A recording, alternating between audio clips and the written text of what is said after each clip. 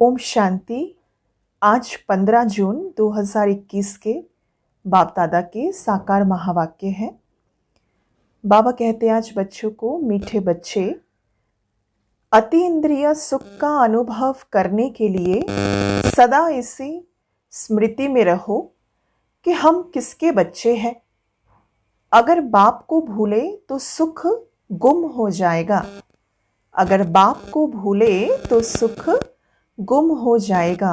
प्रश्न है, बाप के मिलन की स्थायी खुशी किन बच्चों को रहती है? उत्तर में, जिन बच्चों ने एक से अपने सर्व संबंध जोड़े हैं, जो एक बाबा की याद में रहने की ही मेहनत करते हैं, किसी देहधारी को याद नहीं करते, उन्हें ही स्थायी खुशी रहती है। अगर देहधारी की याद है तो बहुत रोना पड़ेगा। विश्व का मालिक बनने वाले कभी रोते नहीं। आज का गीत है, बचपन के दिन भुला ना देना, आज हंसे कल रुला ना देना। ओम शांति। बाप कहते हैं, मीठे बच्चों, हम बेहद के बाप के बच्चे हैं, ये भूलो मत। ये भूले तो अपने को रुला देंगे। छीछी दुनिया में बुद्धि चली जाएगी। बाबा की याद रहने से अतीन्द्रिय सुख भासता है। वो सुख बाबा को भूल जाने से गुम हो जाएगा। हरदम याद रहना चाहिए कि हम बाबा के बच्चे हैं, नहीं तो अपने को रुला देंगे। सब भगवान के बच्चे हैं। सब कहते हैं, हे बाबा, हे परमपिता परमात्मा, रक्षा करो। परंतु बाबा से रक्षा कब होती है ये किसको भी नहीं पता। साधु संत आदि कोई भी नहीं जानते कि बाबा से हमको मुक्ति, जीवन मुक्ति कब मिलनी है, क्योंकि भगवान को ही कण कण में कह दिया है। अब तुम बच्चे बेहद के बाप को जान गए हो। मोस्ट बिलवेट बाप है, उससे प्यारी वस्तु और कोई होती नहीं। ऐसे बाबा को ना जानना तो बड़ी भूल है ना। शिव जयंती क्यों मनाते हैं, वो कौन है ये भी कोई नहीं जानते। बाबा कहते, तुम कितने बेसमझ बन गए हो। माया रावण ने तुमको क्या बना दिया। अभी तुम बच्चे जानते हो ये हमारी जन्मभूमि है। मैं हर 5000 वर्ष के बाद आता हूँ। बाबा कहते ये भारत है बाबा का जन्म स्थान, जन्मभूमि। हर 5000 वर्ष के बाद आता हूँ। वो तो फिर कह देते 40,000 वर्ष बाद, जब ये कलयुग पूरा होगा तब आएंगे भगवान। चित्र भी दिखाया जाता है त्रिमूर्ति का। त्रिमूर्ति मार्ग नाम भी रखा है, त्रिमूर्ति रास्ते का नाम भी रखा है, मार्ग का नाम। परंतु तीन मूर्ति ब्रह्मा विष्णु शंकर को कोई नहीं जानते। ब्रह्मा क्या करके गया, विष्णु और शंकर क्या करते हैं, कहाँ रहते हैं, कुछ नहीं जानते। बिल्कुल घोर अंधियारे में है। बाबा है रचयिता। उनकी ये कितनी बड़ी रचना है, कितना बेहद का नाटक है। इसमें बेहद के मनुष्य रहते हैं। आज से 5000 वर्ष पहले जब सतयुग था भारत में, जब इन लक्ष्मी नारायण का राज्य होता था, तो और कोई राज्य नहीं था। भगवती श्री लक्ष्मी, भगवान श्री नारायण को कहा जाता है। राम सीता को भी भगवान राम, भगवती सीता कहते हैं। अब ये भगवान नारायण, भगवती लक्ष्मी कहाँ से आए, राज्य करके गए हैं। परंतु उनकी जीवन कहानी तो एक भी नहीं जानते मनुष्य। सिर्फ गाते रहते हैं कि हे भगवान दुख हरता सुख करता। परंतु ये किसी की बुद्धि में नहीं आता कि वो दुख हरता सुख करता कैसे है, कौन सा सुख सबको दिया और कब सबका दुख हरा, कुछ भी नहीं जानते मनुष्य। तुम बच्चे अभी यहाँ राजयोग सीख रहे हो। भगवती लक्ष्मी भगवान नारायण बनने के लिए हम यहाँ राजयोग सीख रहे हैं। जानते हैं भगवती सीता भगवान राम भी बनने का है। 8 जन्म सतयुग में पूरे करके फिर राम सीता के राज्य में आने वाले हैं। 21 जन्म के लिए बेहद की राजाई तुम यहाँ स्थापन कर रहे हो संगम युग पे। तुम भगवती भगवान स्वर्ग के मालिक बन रहे हो। स्वर्ग कोई आसमान में नहीं है, ये भी किसी को नहीं पता। बिल्कुल ही तुच्छ बुद्धि है। कहते हैं फलाना स्वर्ग पधारा, परंतु समझते कुछ भी नहीं है। अच्छा, क्या क्रिश्चियंस बौद्ध सब हेवन में जाएंगे? वो बाद में आकर अपना धर्म स्थापन करते हैं, तो फिर वो स्वर्ग में कैसे आ सकता है? स्वर्ग किसको कहा जाता ये भी उनको नहीं पता। सन्यासी लोग कहते हैं ज्योति ज्योत समाया। कोई फिर कहते हैं निर्वाण चला गया। निर्वाण भी तो लोक है ना, वो तो निवास स्थान है। ज्योति ज्योत में लीन होने की बात ही नहीं है। ज्योति में मिल जाए तो फिर तो आत्मा ही खत्म हो जाए ना। ज्योति में मिल जाए तो फिर तो आत्मा ही खत्म हो जाए, खेल ही खत्म हो जाता है सृष्टि नाटक का। इस ड्रामा से कोई भी आत्मा छूट नहीं सकती, कोई को भी मोक्ष नहीं मिल सकता। हर एक आत्मा को फिर परम धाम वापस जाकर अपने घर में फिर इस सृष्टि चक्र के अंदर में नाटक करने आना ही है। बाबा ने कहा कोई भी मोक्ष को नहीं पा सकते। गीत का अर्थ भी कोई समझते नहीं है, ना जीवन मुक्ति का अर्थ समझते हैं, ना आत्मा परमात्मा का अर्थ समझते हैं। बाबा कहते हैं तुम्हारी शक्ल तो मनुष्य की है, जो इन देवताओं की भी थी। सतयुग आदि में देवताएं थे, उन्हों का 2500 वर्ष राज्य चला। बाकी 2500 वर्ष की बात है जिसमें और सब धर्म आते हैं। 5000 वर्ष के बदले मनुष्य कह देते लाखों साल कल्प वृक्ष की आयु है। परंतु तुम्हारी बात समझने के लिए भी वो नहीं आएंगे। हाँ, आएंगे भी वही जिन्होंने कल्प पहले आकर बाबा का ज्ञान समझा होगा, उनको ही तीर लगेगा। पहले तो समझाना है। एक है हद का सन्यास। जो सन्यासी लोग घर बार छोड़ जाएं, जंगल में रहते हैं। पहले पहले वो सतो प्रधान थे, फिर अब तमो प्रधान बने हैं, तो जंगलों से लौटकर आए, बड़े बड़े महल बनाए। इन सन्यासियों ने भी पवित्रता के आधार पर भारत को थमाया जरूर है, भारत की सेवाएं की हैं। वो ये सन्यास धर्म नहीं होता तो भारत एकदम विकारों में जल मरता, पतित बन जाता। ये भी ड्रामा बना हुआ है। उन्होंने पहले पवित्रता की ताकत थी सन्यासियों में, जिससे भारत को थमाया है। इन देवताओं का जब राज्य था तो भारत कितना साहूकार था।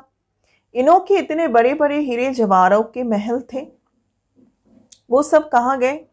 सब नीचे चले गए ना।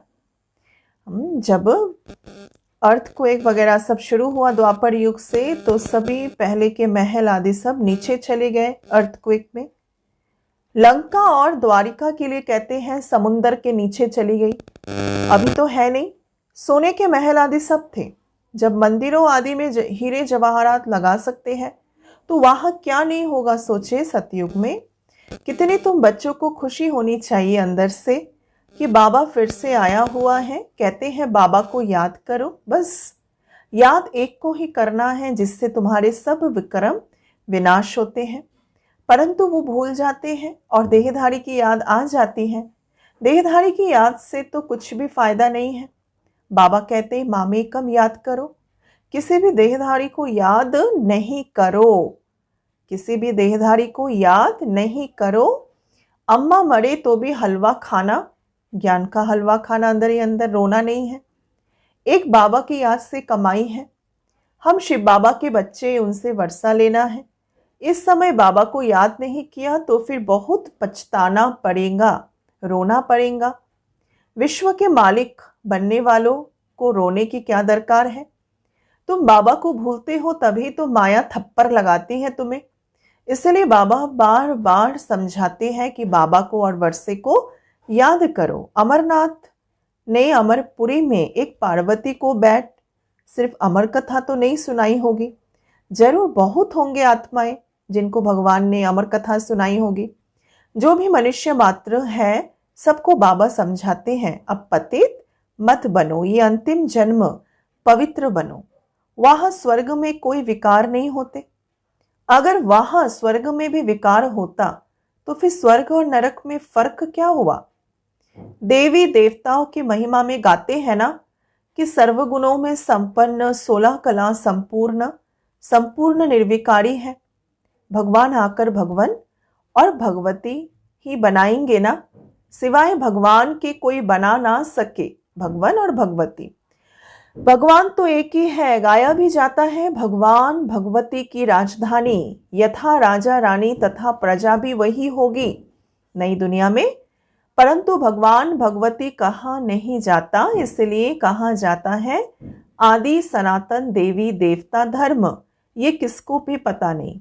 इनकी माना ब्रह्मा की आत्मा को भी बाप समझाते। एक बाबा की, एक दादा की, 2 आत्माएं हैं एक आत्मा 84 जन्म लेती, दूसरी आत्मा पुनर्जन्म रहित है। बाबा कभी पुनर्जन्म नहीं लेते, एक ही बार आकर सारे विश्व को पवित्र बनाने के लिए हमें राजयोग सिखाते हैं। बाबा तुमको समझाते, मैंने इनमें प्रवेश किया है, ये 84 जन्म भोग आए हैं, अब इनके बहुत जन्मों का ये अंतिमवा जन्म है। अब मैं निराकार हूं तो कैसे आकर बच्चों को राजयोग सिखलाऊं? प्रेरणा से तो कुछ ना हो, कृष्ण भगवानुवाच तो हो ना सके, वो कैसे आ सकता है श्री कृष्ण? वो तो है ही सतयुग का प्रिंस।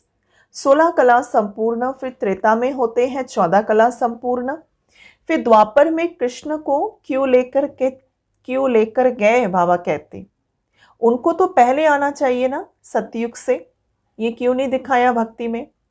बाबा समझाते पहले तो अब बाबा को याद करो, नहीं तो माया एकदम थप्पड़ मार देगी। छुई मुई का झाड़ होता है, हाथ लगाओ तो मुरझा जाए, तुम्हारी भी ऐसी ही हालत होती है। बाबा को याद नहीं किया और खलास। गीत में भी सुना, बचपन के दिन भुलाना देना।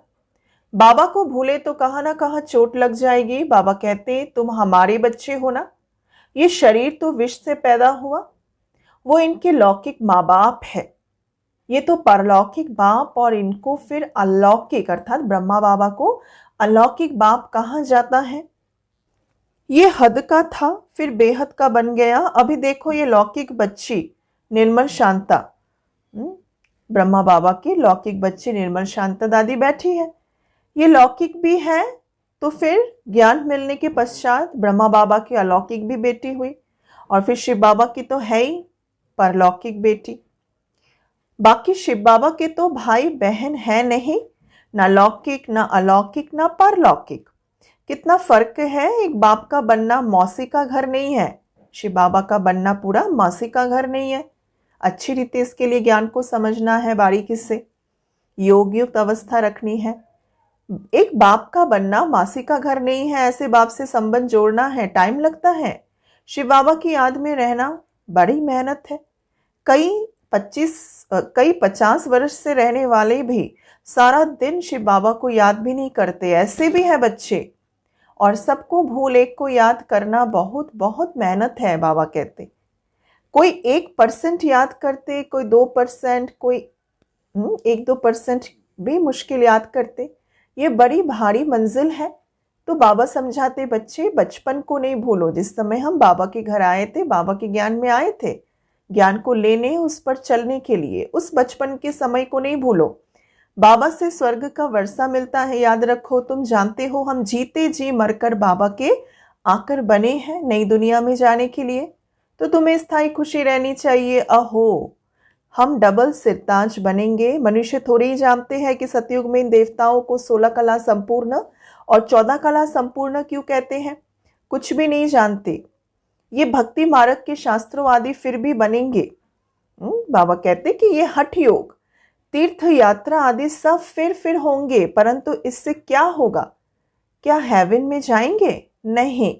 बहुत रिद्धि सिद्धि से काम करते हैं, रिद्धि सिद्धि वाले बहुत हैं दुनिया में, हजारों मनुष्य उनकी पिछाड़ी पड़ते रहते हैं, रिद्धि सिद्धि से बहुत घड़िया आदि चीजें निकालते रहते हैं। ये थोड़े ही समझते हैं कि अल्पकाल के लिए है सब, इसमें बहुत मेहनत करनी पड़ती है। ये रिद्धि सिद्धि आदि सीखने की भी किताबें होती है, कितने लाखों मनुष्य उनकी पिछाड़ी पड़ते हैं। तुम बच्चे जानते हो हमको बाबा से स्वर्ग का वर्षा मिलता है। इन आंखों से जो कुछ देखते हो वो सब नहीं रहेगा आगे चल। बाबा समझाते तुम अशरीरी परमधाम से आए थे, फिर शरीर के साथ यहाँ पार्ट बजाया। अगर 84 लाख का हिसाब किताब बताएं तो 12 मास लग जाएं ये ज्ञान समझाने में, हो ही नहीं सकता। 84 जन्मों का हिसाब किताब बताना तो बिल्कुल सहज है। तुम 84 का चक्र लगाते रहते हो। सूर्यवंशी है तो चंद्रवंशी नहीं है, फिर चंद्रवंशी बनते, फिर वैश्य शूद्र वंशी, फिर ब्राह्मण वंशी। अभी तुम जानते हो हम हैं ब्राह्मण वंशी, फिर देवता वंशी बनना है, इसलिए हम पढ़ाई कर रहे हैं। फिर सीढ़ी नीचे उतरते वैश्य शूद्र वंशी बनते हैं। अभी अपने 84 जन्मों की स्मृति आई है, ये चक्र भी याद करना पड़े। बाबा को याद करने से एवर हेल्दी एवर वेल्दी बनेंगे, पाप कट जाएंगे। चक्र को जानने से चक्रवर्ती राजा बन जाएंगे। तुम जानते हो ये पुरानी दुनिया कब्रिस्तान बननी है, कुछ भी नहीं रहेगा, सब खत्म हो जाएगा। राम गयो रावण गयो। राम का कितना छोटा परिवार होगा सतयुग में, अभी रावण का देखो कितना बड़ा परिवार है। तो बच्चे जानते हैं ये राजधानी स्थापना हो रही है, हर बात में पुरुषार्थ फर्स्ट करनी है बच्चों को। बाबा पुरुषार्थ कराते हैं, बच्चे मुझे याद करते चलो। जिस बाबा से अथाह स्वर्ग की बादशाही मिलती है, क्या उनको याद नहीं करोगे? बाबा स्मृति दिलाते हैं तुम स्वर्ग के मालिक थे ना, अब फिर से पुरुषार्थ कर स्वर्ग के मालिक तो बनो। अच्छा, मीठे मीठे सिक्किलधे बच्चों प्रति माता पिता बाप दादा का याद प्यार और गुड मॉर्निंग। रूहानी बाप की रूहानी बच्चों को नमस्ते। हम रूहानी बच्चों की रूहानी बाप दादा को याद प्यार, गुड मॉर्निंग, नमस्ते नमस्ते नमस्ते। धारणा करनी है आज की मुरली से। पहला नंबर, कभी भी किसी बात में छुई-मुई नहीं बनना है। ईश्वरीय बचपन को भूल मुरझाना नहीं है। इन आंखों से जो कुछ दिखाई देता है उसे देखते भी नहीं देखना है। दूसरा, एक बाबा की याद में ही कमाई है, इसलिए देहदारियों को याद कर रोना नहीं है। बाबा और वर्षे को याद कर विश्व की बादशाही लेनी है। वरदान, नॉलेज की लाइट माइट द्वारा कमजोर संस्कारों को समाप्त करने वाले शक्ति संपन्न भव। नॉलेज से अपने कमजोर संस्कारों का मालूम तो पड़ जाता है, और जब उस बात की समझानी मिलती है तो वे संस्कार थोड़े समय के लिए अंदर दब जाते हैं, लेकिन कमजोर संस्कार समाप्त करने के लिए लाइट और माइट के एक्स्ट्रा फोर्स की आवश्यकता है। इसके लिए मास्टर सर्वशक्तिवान मास्टर नॉलेजफुल के साथ साथ चेकिंग मास्टर बनो। नॉलेज द्वारा स्वयं में शक्ति भरो, मनन शक्ति को बढ़ाओ तो शक्ति संपन्न बन जाएंगे। स्लोगन है, जहां सर्व प्राप्तियां है वहां प्रसन्नता है। ओम शांति। से भर दे जिंदगी हमारी, आपकी बलिहारी।